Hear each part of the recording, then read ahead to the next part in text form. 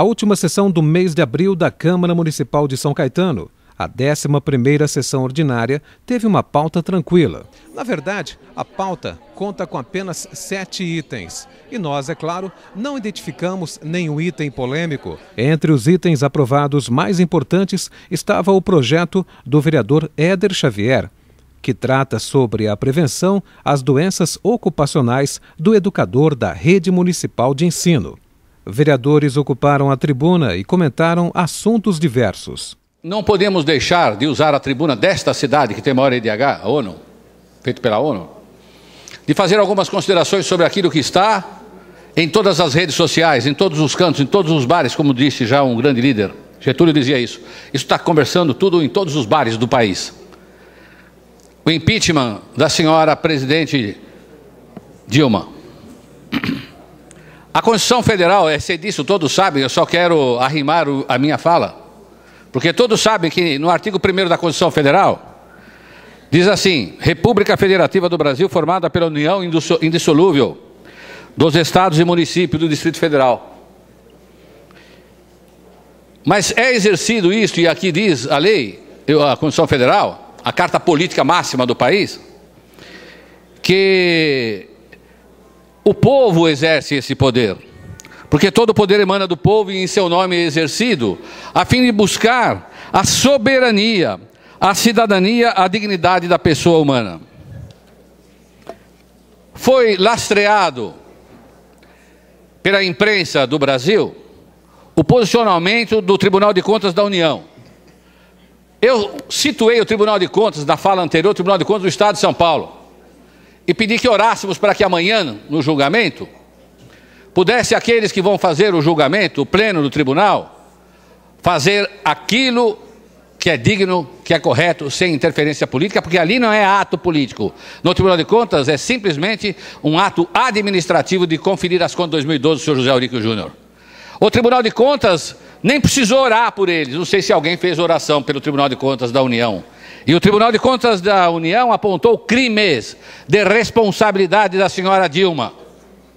Agora nós estamos vendo constantemente grandes juristas, heróis, que se pronunciam dizendo que é necessário no mandato atual haver provas inequívocas de que agiu materializando atos de improbidade administrativa a senhora Dilma, para fim de que ela possa sofrer o processo de impedimento, ou seja, de impeachment. Vamos trazer aqui uma frase bastante importante. Atual, verdadeira, ontem, hoje e eternamente. Quem não deve, não teme. O processo de impeachment sendo aberto, haverá sim uma discussão política. E se não houver nada a temer, então a senhora Dilma será coroada de lauréis a respeito da sua performance no passado e no presente. Mas quero deixar muito claro que, independente do que pensa, os juristas nacionais, comprados ou não, famosos, parecer de 200 mil, 1 milhão e assim por diante, é da profissão, é correto, é da minha profissão, advogado, está tudo certo. Mas independente do que eles pensam, há uma situação chamada responsabilidade em elegendo. Quem elege mal, paga. E assim diz a lei. Em vigilando, em elegendo, em vigilando, na vigilância minha, se meu funcionário age de maneira desleal ou desonesta, eu pago também.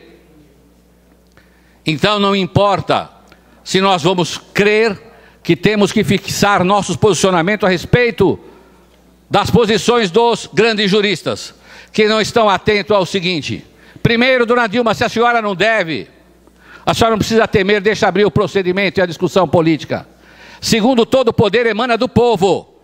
E se o povo, segundo a Datafolha, 63% não quer que continue essa presidente, e eu aqui não estou fazendo ainda juízo de valor porque não irei julgar, mas se não quer, é necessário que se abra esse impeachment. Eu falei da tribuna da cidade que tem o maior índice de desenvolvimento humano do Brasil. Esta cidade, nesta tribuna, através de um representante eleito pelo povo, não deixou de se posicionar. Como? para esclarecer bem, que abra-se o procedimento de impeachment, independente se há provas ou não provas, porque todo o poder emana do povo, e 63% do povo deste país, para concluir, senhor presidente, 63% do povo desse país quer a abertura do impeachment. A materialização da abertura do impeachment irá caracterizar o seguinte: transparência. Isso que nós precisamos nas contas da União, na administração do Executivo, nacional, federal e na de São Caetano do Sul. Obrigado, senhor presidente. Por ser o responsável para realizar o discurso em homenagem ao Dia do Trabalhador, que comemoramos no próximo dia 1º de maio. Este ato de comemoração nasceu em razão da morte de vários trabalhadores norte-americanos, ocorrida em Chicago, no ano de 1886, durante uma grande greve geral que tinha por objetivo construir direitos, justiça social entre os operários e os patrões e a própria sociedade. Essas mortes significaram um acontecimento de impacto lastimável e trágico. A notícia se espalhou, causando abalos e uma enorme comoção em todos os trabalhadores do mundo inteiro. Um clima de revolta começou a tomar conta e corpo, e imediatamente as principais lideranças mundiais reagiram proativamente. Foram criados diversos grupos de trabalho, integrados por representantes dos trabalhadores, patrões e representantes políticos dos órgãos governamentais. Um dos objetivos foi acolher e analisar as reivindicações e providenciar caminho para atendê-las. A redução da jornada de trabalho para 8 horas diárias, a criação de leis pela eliminação do trabalho penoso ou escravo, que ainda existe, foram as primordiais reivindicações daqueles trabalhadores. O outro foi o estabelecimento de um marco internacional. No ano de 1889, o dia 1º de maio, passou a ser denominado o Dia Mundial do Trabalho. O Dia do Trabalho, como chamamos, tem por objeto homenagear os trabalhadores que naquela greve geral, e por ser também comemorado anualmente, servir como um convite à reunião entre todos os trabalhadores em todos os países para confraternizarem-se. Também avaliar os avanços e renovar os esforços pelo equilíbrio e pela melhoria contínua nas relações de trabalho. E foi o que passou a acontecer desde então. No Brasil, a comemoração pelo Dia do Trabalho, que teve início no ano de 1895, foi oficialmente consagrada no ano de 1925. Aqui os efeitos positivos passaram a orientar a materialização de importantes conquistas.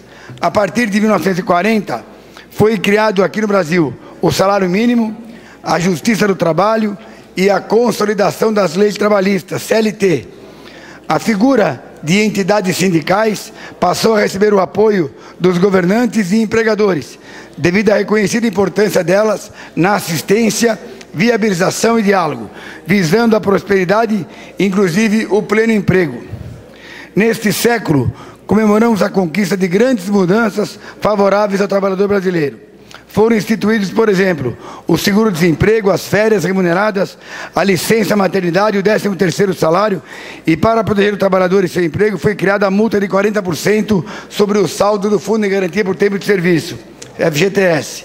Surgiram os programas de participação nos lucros e o combate ao trabalho escravo. Muitas coisas novas surgiram, novas profissões, novas ocupações, novos negócios, a quantidade de empresas também cresceu. O trabalho é o que dignifica o homem. O ser humano não pode ser penoso, tampouco prejudicial à saúde. Deve ser recompensador e manter-se sustentador da vida, da felicidade dos indivíduos e das famílias. Esse princípio, certamente, estava nos corações daqueles valorosos trabalhadores que morreram lutando pelo direito nas relações de trabalho. Os vereadores Jorge Salgado e Flávio Boschetti falaram à nossa reportagem. Vereador, o senhor, na verdade, está ocupando a vaga do vereador Sidão, do sindicato, que está se ausentando por problemas particulares. Num tempo tão pequeno assim, Flávio, dá para apresentar algum projeto, dá para pensar em alguma coisa? Sim, com certeza. Você tem que fazer o tempo, ele dobrar, até mesmo triplicar. Você sair nas ruas da cidade, você encontra vários itens em favor de defender e trabalhar em prol da população de São Caetano. Muito bem, Câmara Online da Web TV São Caetano está agora com o vereador Jorge Salgado. Vereador, faça um balanço aí sobre essa sessão, foi tranquila? Os projetos hoje, eu entendo dos vereadores, projetos muito de relevância, discussões relevantes até para a sociedade, apontamentos que foram feitos pelos vereadores importantes. Eu creio que a sessão de hoje, ela foi dentro de uma normalidade e com os projetos já previstos, aprovados, porque já foram discutidos anteriormente. E você acaba de aprovar um projeto que incentiva a prática esportiva, um projeto que se refere a uma arte marcial bastante interessante, o jiu-jitsu. É verdade, Tony. Eu particularmente, eu tenho a felicidade de trabalhar inclusive com várias pessoas especiais, né? E não só na cidade de São Caetano do Sul, como no estado de São Paulo, até por conta das APAES, que eu represento, um movimento apaiano. E esse projeto ele veio justamente de atividades que também passei a conhecer, que o projeto, esse do Jiu-Jitsu, é um projeto que veio do Japão, né? Ele demanda de artes marciais com as mãos, sem nenhum outro tipo de arma que você pode estar utilizando. E até para os cadeirantes, os deficientes, que já tem vários torneios já em andamento, é muito importante que eles pratiquem essa atividade, que ao mesmo tempo que eles estão praticando a atividade, eles mesmos estão se reabilitando. Ok, Jorge, obrigado. Jorge Martins Salgado falou para o Câmara Online, Web TV São Caetano.